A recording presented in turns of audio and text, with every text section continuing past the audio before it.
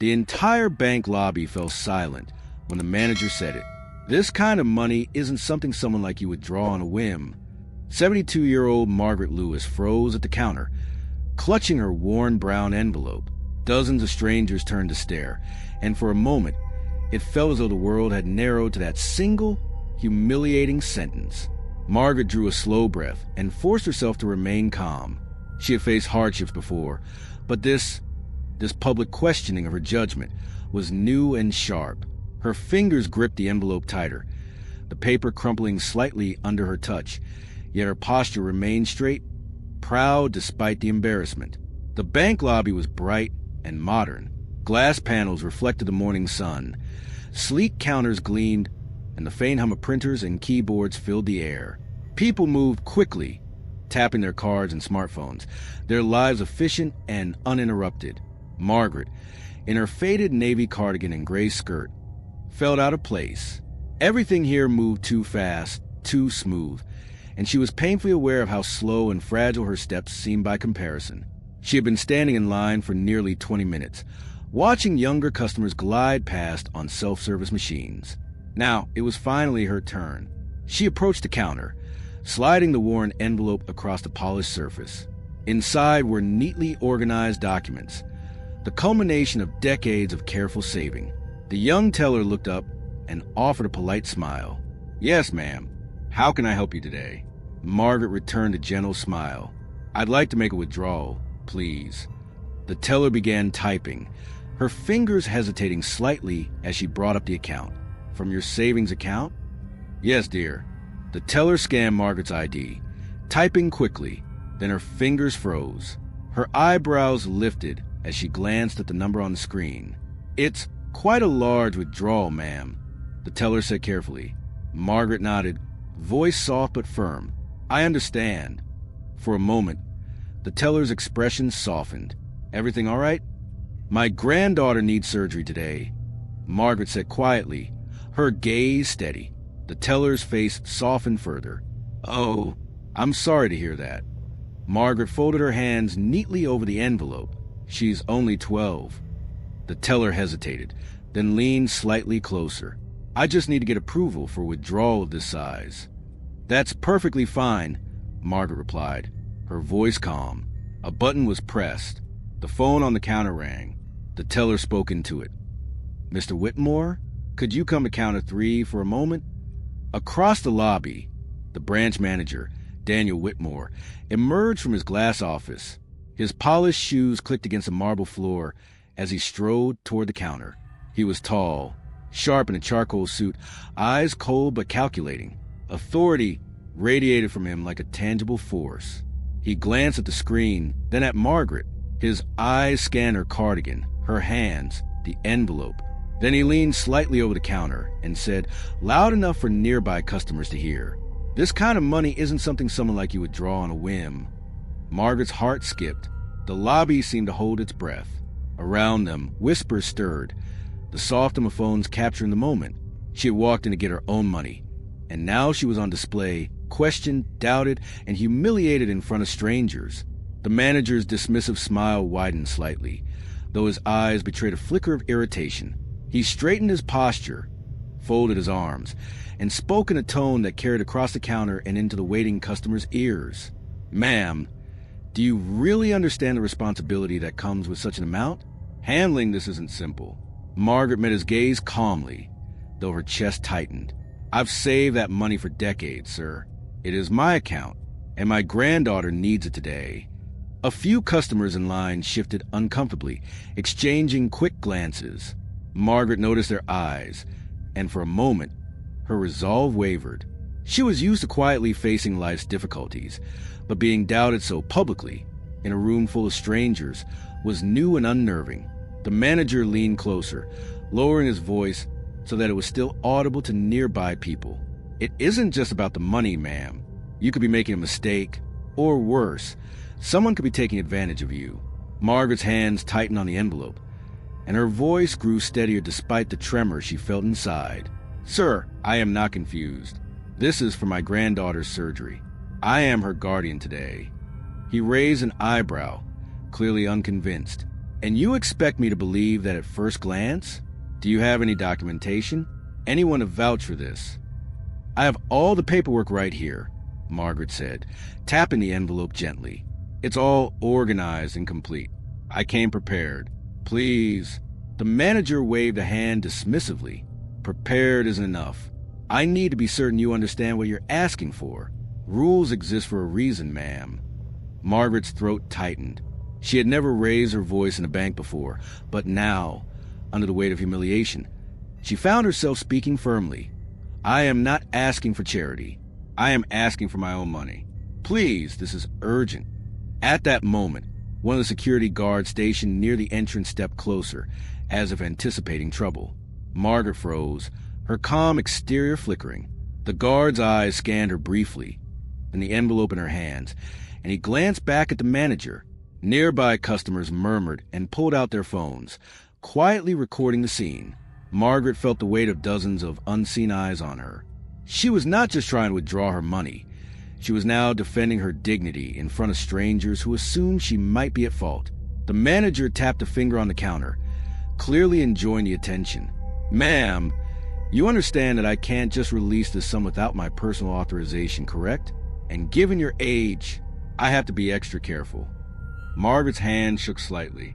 I understand, but I've been a loyal customer for decades. My late husband and I.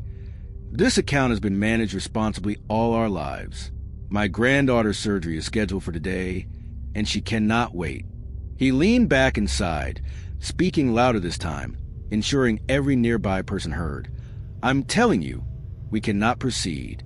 Not without a family member present. Not without proof of authorization. And frankly, I have to ask, are you sure someone isn't influencing you? Margaret's heart sank. The words weren't just humiliating. They implied she was incapable of making decisions for herself. She looked down at her hands, folded over the envelope, trying to hold back tears. The teller glanced at her nervously, but didn't intervene. Margaret's cheeks burned with embarrassment. Before she could respond, the manager straightened, looking around the room with a small, satisfied smirk, as if surveying an audience at a performance. Perhaps security should assist, just to ensure everything goes smoothly. Margaret froze. Her hands tightened into fists. The entire room now seemed to shrink around her.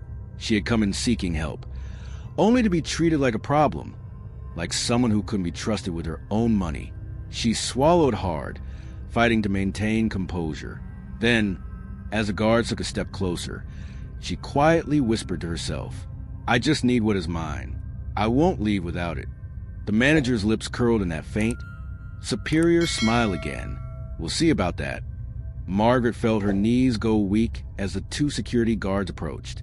Their footsteps echoed softly on the marble floor, but to her they sounded like a drumbeat of accusation. She clutched her envelope tighter, trying to steady herself, willing her hands to stop trembling. Ma'am, one guard said quietly but firmly, please step aside so we can assist you. Margaret looked up, her voice calm but firm. I don't need assistance. I just want to withdraw my money. It belongs to me. The manager, standing a few steps behind, folded his arms and raised an eyebrow. It's for your own protection, ma'am. We can't risk a mistake, or worse, being scammed. You understand, right? I understand perfectly, Margaret said, but her words sounded hollow to her own ears. The hum of whispers around her grew louder. Some customers had stopped in their tracks, eyes flicking between her and the manager, phones poised to record. The manager leaned over the counter slightly, lowering his voice so it carried just enough to sound impartial to strangers, yet pointed enough to sting. Rules exist for everyone, even loyal customers. We can't just bend them, no matter how long you've been with us. Margaret's throat tightened. Her granddaughter's surgery was scheduled in just a few hours, and she had already exhausted every other avenue. Every second wasted here could mean danger. She swallowed hard. Sir, please? I brought all the necessary documents. I've been a client here for decades. My granddaughter's life depends on this. The manager's expression hardened. I'm sorry, ma'am. Without someone to verify your identity and intentions, I can't authorize this withdrawal today. A low murmur rippled through the lobby. Margaret noticed a young woman, recording the interaction on her phone. The eyes of strangers, curious and judgmental, made her stomach twist. She had walked in with hope, and now she felt as though she were being judged as careless, incapable, even suspicious. One of the security guards shifted, glancing at the manager. "Should we escort her to the side, sir?" "Yes," the manager said, his voice tight with authority. "Let's make sure she understands the situation clearly." Margaret's pulse quickened. She had faced hardships before, long winters, illness, the death of her husband, but never humiliation like this, never suspicion cast over her honesty and her decades of careful planning. She felt small in the expansive, glass-walled bank. "I don't need to be escorted anywhere," she said quietly, her voice cracking slightly. "I need my money. That is all." The manager's lips curled into a faint, dismissive smile. "Rules are rules, ma'am. And unfortunately, today isn't your day." Margaret felt a tear slip down her cheek, but she quickly wiped it away. She could not let them see her break. Not now, not in front of everyone. She glanced at the young teller, who looked helpless, caught between sympathy and fear of her boss. Margaret turned slightly, preparing to leave, when a young employee at a nearby desk paused, squinting at the computer screen. He whispered to himself, almost inaudibly, "Wait, that can't be right." Margaret didn't hear him, too focused on keeping her composure. But the employee's reaction was the first sign of something Margaret didn't yet understand, that there was more to her account than anyone here had realized. The manager, seeing her start to walk away, straightened fully. "I'll have to insist," he said, louder this time. "Security, please step in." Margaret froze. Her hands clenched the envelope as the guards moved closer, their presence now more than polite warning. It was a looming threat. Around them, murmurs grew louder. Phones were being held up to record every word. The tension in the room became almost physical, pressing against her chest like a weight she could not lift. She looked up at the manager one last time, her voice low but firm. "I am not leaving without my money. It is mine. My granddaughter's life depends on it." The manager tilted his head, a cold smirk crossing his face. "We'll see about that, ma'am. Security. Make it clear she cannot take any action without verification." The two security guards stood a step closer, their presence filling the space like a silent warning. Margaret felt her heartbeat pounding in her ears. She had come to the bank to withdraw money for her granddaughter's surgery, and now she was trapped in a web of suspicion and authority. But across the room, a young bank employee at a nearby terminal paused, his eyes widening as he scrolled through Margaret's account history. His fingers froze over the keyboard. "Wait, this can't be right," he whispered under his breath. He glanced at the manager, hoping to catch his attention. "Sir, you might want to look at this." The manager, Daniel Whitmore, barely glanced over his shoulder, his smirk still faint but smug. "I've already handled this. Thank you. No further input is needed." The employee's eyes widened in disbelief. "But sir, this account, the deposits, the investments, it's far more than what we thought." Whitmore waved him off impatiently. "I don't care about the totals. I'm concerned with today, ma'am, and today she doesn't get this withdrawal." Margaret's stomach sank. She hadn't realized, but now she could see the tension in the young employee's face. Something about her account had startled him, something that might change the balance of power in the room. She drew in a shaky breath. "Sir, I've been a loyal customer for decades. My husband and I—" The manager cut her off sharply. "Loyalty does not override rules, ma'am. Please understand that." The young employee leaned closer to the screen, whispering again to himself, but loud enough for a colleague to notice. This can't be right. She has a long history of investments, trust accounts, and deposits totaling more than we realized.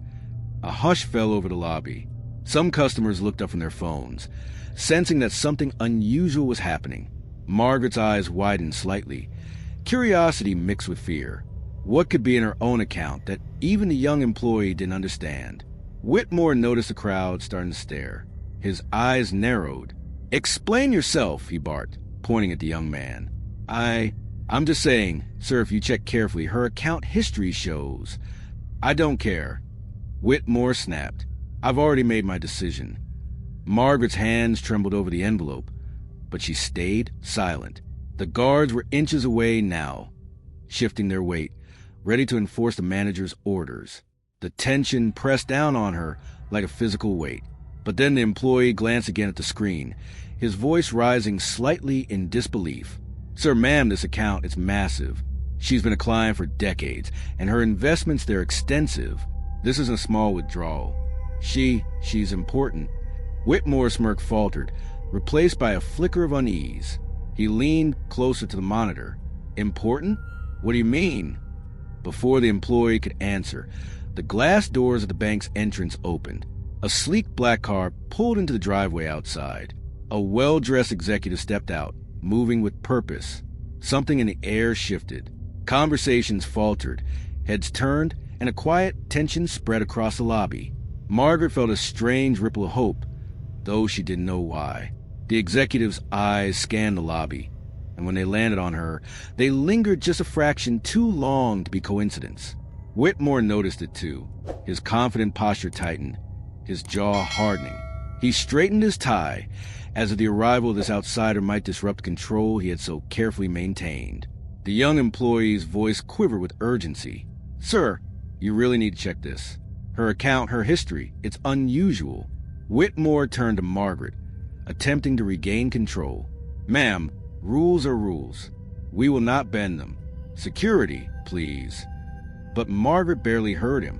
Her eyes were on the executive now, walking calmly but deliberately toward the counter, a presence that seemed to shift the entire atmosphere. Margaret barely breathed as the executive approached the counter. The hum of whispers from the customers grew louder, but now the sound carried a different weight. Expectation, curiosity, maybe even judgment. Her hand still clutched the worn envelope, though the tremor had returned. The executive stopped a few feet away, his eyes scanning the lobby, then locking on Margaret. His presence alone seemed to shift the energy in the room. The manager, Daniel Whitmore, straightened sharply, clearly recognizing that the dynamic had changed, though he had no idea why. "Excuse me," the executive said calmly, his voice carrying authority without anger. "What's going on here?" Whitmore's smirk faltered. "Sir, nothing of concern. This is a standard transaction." Margaret's throat tightened. She wanted to speak, to explain herself, but something in the executive's gaze made her pause.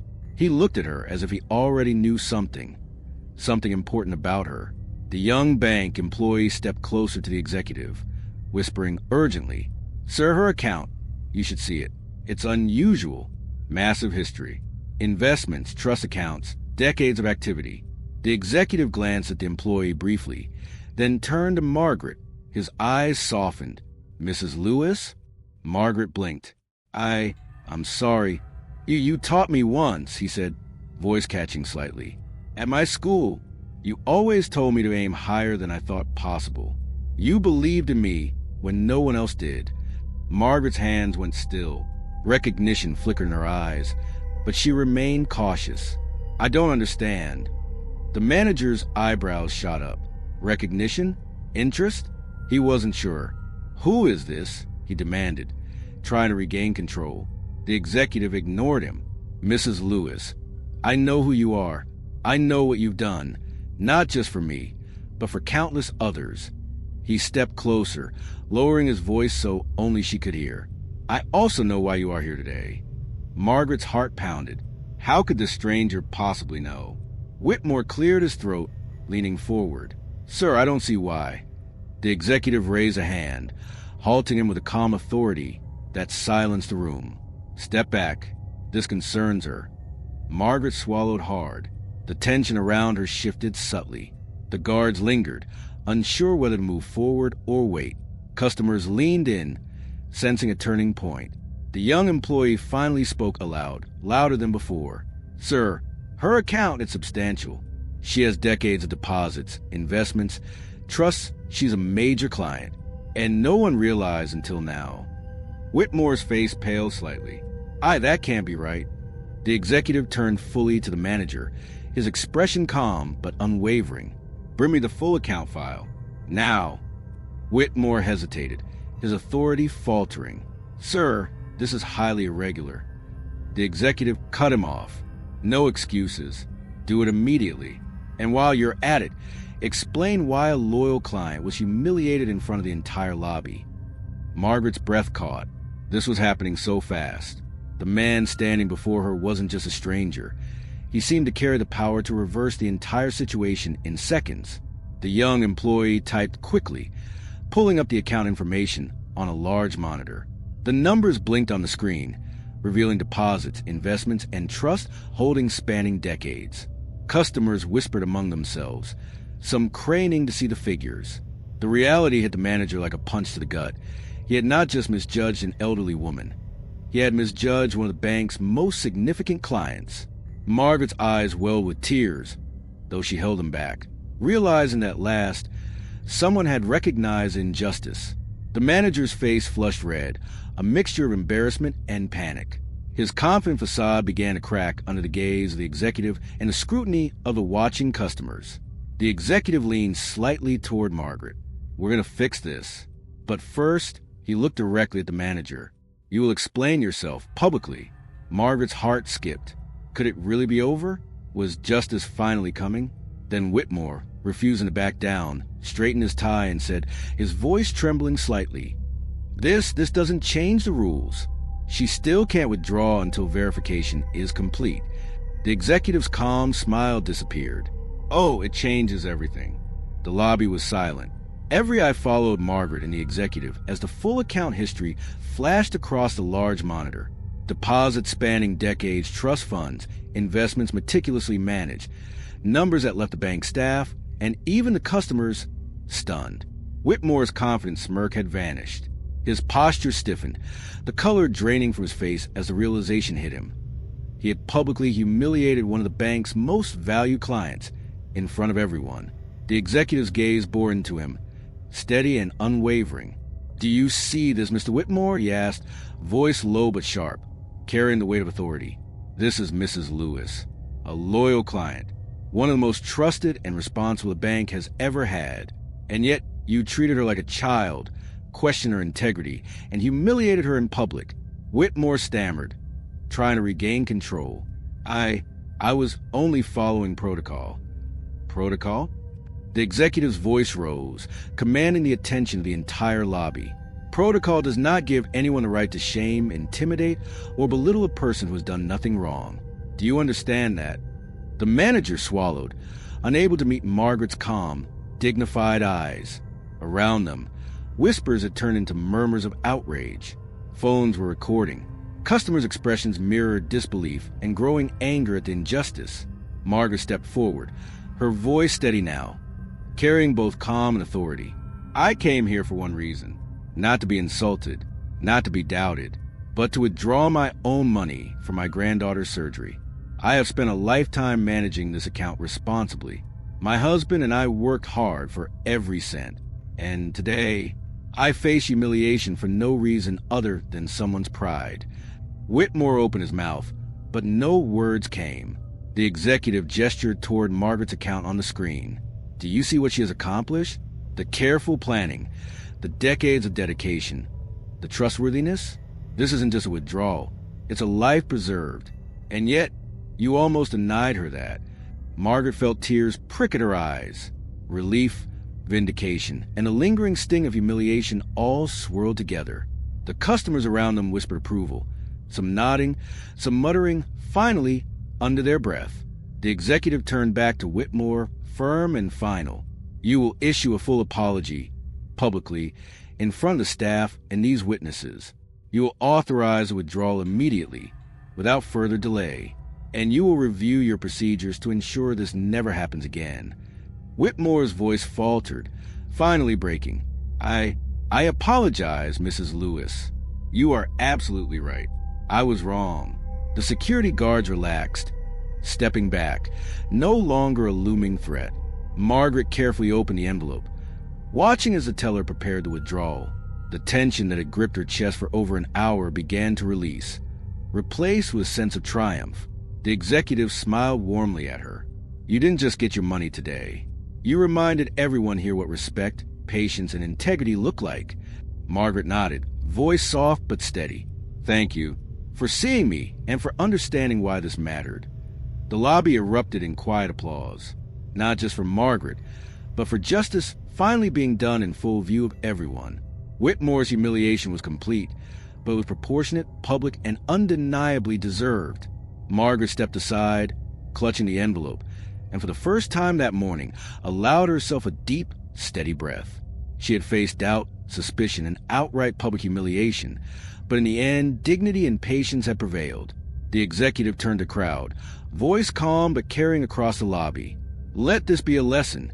Integrity and patience are never wasted, and no one, no matter how powerful, has the right to belittle those who act with honesty and courage. Margaret glanced down at the envelope, then at the crowd. Her granddaughter's life was safe, but more than that, a larger truth had been made visible. Humility, patience, and moral courage will always outshine arrogance and cruelty. The customers whispered their approval. Phones continued recording, and Margaret walked toward the exit. Outside, sunlight warmed her face, and for the first time that day, she felt completely free. The manager remained behind, his reputation tarnished, forced to reckon with the consequences of pride and prejudice. The story of his arrogance and Margaret's triumph would be remembered by everyone who had witnessed it. Margaret's quiet courage had transformed a moment of injustice into a powerful public vindication. And in that victory, the moral was clear. True dignity is not just measured in money, but in patience, integrity, and standing up when it matters most. If this story touched your heart, like and subscribe for more powerful stories of courage, justice, and unexpected reversals. And don't forget, comment where you're watching from. Your support helps keep these stories coming.